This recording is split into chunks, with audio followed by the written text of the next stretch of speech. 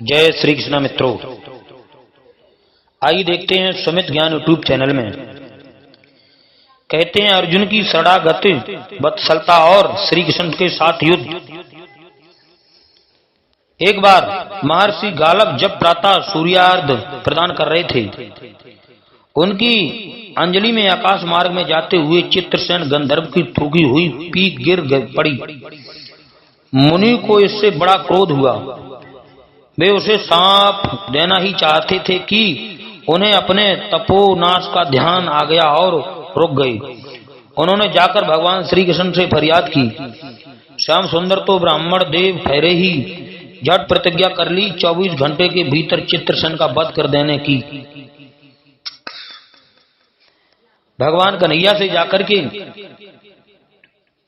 जब गालव ने कहा तो भगवान श्री कृष्ण कहने लगे, जाओ मैं 24 घंटे के अंदर चित्रसेन का वध कर देंगे।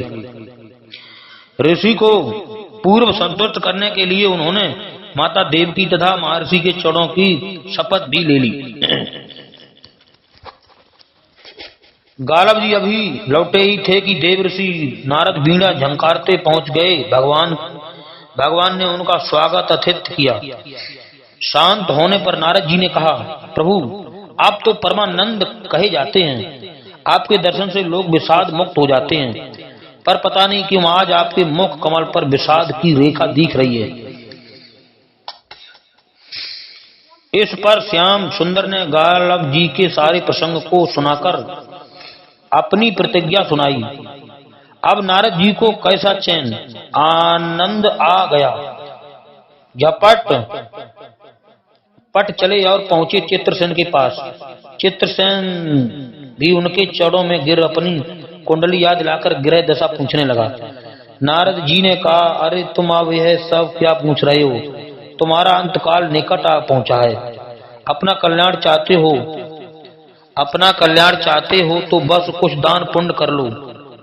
24 घंटे में श्री कृष्ण ने तुम्हें मार डालने की प्रतिज्ञा कर ली है। अब तो बेचारा गंधर्व घबराया, वह लगा दौड़ने उधर उधर। ब्रह्मधाम शिवपुरी इंद्र यम वरुण सभी के लोकों में दौड़ता फिरा, पर किसी ने उसे अपने यहाँ ठहरने तक ना दिया। श्री कृष्ण से शत्रुता कौन उधार ले।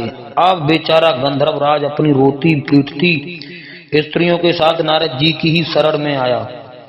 नारद जी दयालु तो ठहरे ही, बोले, अच्छा चलो यमुना तट पर।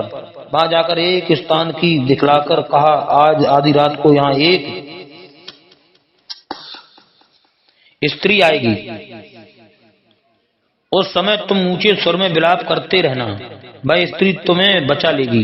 पर ध्यान रखना, जब तक वह तुम्हारे कष्ट दूर कर देने की प्रतिज्ञा न कर ले तब तक तुम अपने कष्ट का कारण भूल कर भी मत बताना। नारद जी भी विचित्र ठहरे। एक और तो चित्रसेन को यह समझाया, दूसरी ओर पहुंच गए अर्जुन के महल में। सुभद्रा को पास उससे बोले, सुभद्रे आज का पर्व बड़ा ही महत्वपूर्ण है। आज आधी रात को यमुना स्नान करने तथा किसी दीन की रक्षा करने से अच्छे पुण्य की प्राप्ति होगी। धन्य है बाबा देव ऋषि नारद को। आधी रात का अवसर हुआ। सुभद्रा को एक सखियों के साथ यमुना स्नान को पहुंची। वहां उन्होंने रोने का करुण सुर सुनाई पड़ा। नारद जी ने दोनों द्वार का महत्म्य बतला ही रखा था। सुभद्रा ने सोचा, चलो अच्छे पुण्य लूट ही लूं। वे तुरंत उधर गईं तो चित्रसेन रोता मिला। उन्होंने लाख पूछा पर वह बिना प्रतिज्ञा की बतला ही नहीं। अंत में इनके प्रतिज्ञाबद्ध होने पर उसने स्थिति स्पष्ट की। तुरंत उधर गई तो चित्रसेन रोता मिला। उन्होंने लाख पूछा पर वह बिना प्रतिज्ञा के बतलाए ही नहीं कि जब तक अंत में इनके प्रतिज्ञाबद्ध होने पर उसने स्पष्ट की। सुभद्रा ने कहा, आप हमें अपना कष्ट बताओ, हम तुम्हारी मदद करेंगे। वो कहने लगा, नहीं पहले आप प्रतिज्ञा करोगे, आप हमें बचा लोगे। तो सुभद्रा ने प्रतिज्ञा कर ली। अब तो ये सुनकर सुभद्रा बड़े धर्म संकट में और असमंजस में पड़ गई। एक और श्री कृष्ण की प्रतिज्ञा, वह भी ब्राह्मण और हित के लिए, दूसरी ओर अपनी प्रतिज्ञा। अंत में शरणागत त्राण का निश्चय करके वे उसे अपने साथ ले गईं। घर आकर उन्होंने सारी परिस्थिति अर्जुन के सामने रखी। अर्जुन का चित्रसेन मित्र भी था। अर्जुन ने सुभद्रा को सांत्वना दी और कहा कि तुम्हारी प्रतिज्ञा पूरी होगी।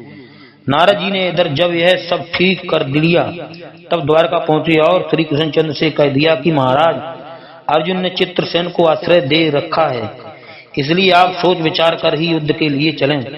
भगवान ने कहा, नारद जी, एक बार आप मेरी ओर से अर्जुन को समझाकर लौटाने की चेष्टा तो कर देखिए। अब तो देवर्षि पुनः दौड़े हुए द्वारा से इंद्रप्रस्थ पहुंचे। अर्जुन ने सब सुनकर साफ कह दिया, यद्यपि मैं सब प्रकार से श्री कृष्ण की ही शरण हूँ और मेरे पास केवल उन्हीं का बल है, तथापि अब तो उनके दिए हुए उपदेश छात्र धर्म से कभी विमुख न होने की बात पर ही दृढ़ हूँ। मैं उनके बल पर ही अपनी प्रतिज्ञा की रक्षा करूंगा। प्रतिज्ञा छोड़ने में तो मैं तो वे ही समर्थ हैं। दौड़कर देवर्षि अब द्वारका आई और राज्यों का अर्जुन का वृतांत कह सुनाया।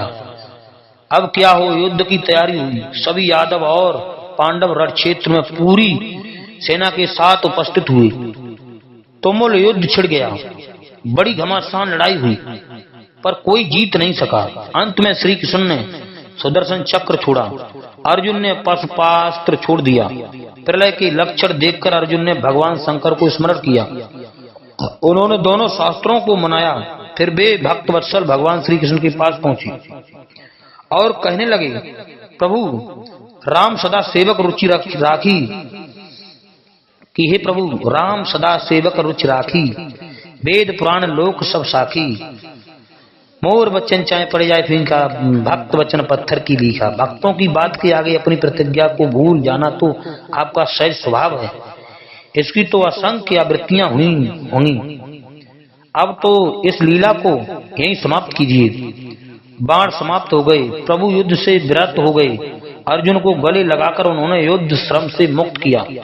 चित्रसेन को अभय किया। सब लोग धन्य धन्य कहे उठे, पर गालव को यह बात अच्छी नहीं लगी। उन्होंने कहा, यह तो अच्छा मजाक रहा, ये तो मेरे साथ मजाक किया भगवान कन्हैया ने।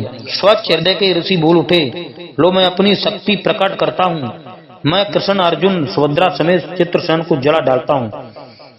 पर बेचारे साधु ने ज्यों हुई जल हाथ में लिया। सुभद्रा बोल उठी, मैं यदि कृष्ण की भक्त हूँ और अर्जुन के प्रति मेरा पतिव्रत्य पूर्ण हो तो यह जल ऋषि के हाथ से पृथ्वी पर ना गिरे। ऐसा ही हुआ। गालव बड़े लज्जित हुए। उन्होंने प्रभु को नमस्कार किया और वे अपने स्थान को लौट गए। तदंतर सभी अपने अपने स्थान को पधारे। जय श्री कृष्ण। मित्रों, हमारे सुमित ज्ञान यूट्यूब चैनल को सब्सक्राइब करें, लाइक करें। कहते हैं भगवान अपने भक्त के सामने झुक जाते हैं और बाबा देव ऋषि नारद ने किस तरह से चित्रसेन को बचा लिया। बाबा देव ऋषि, संतों का हृदय बड़ा कोमल होता है, मक्खन के समान होता है। संत हृदय नवनीत समाना। हमारे चैनल को सब्सक्राइब करें और भी संत वाणी आप लोगों के लिए सुनने के लिए मिला करती रहेंगी। जय श्री कृष्ण। मित्रों।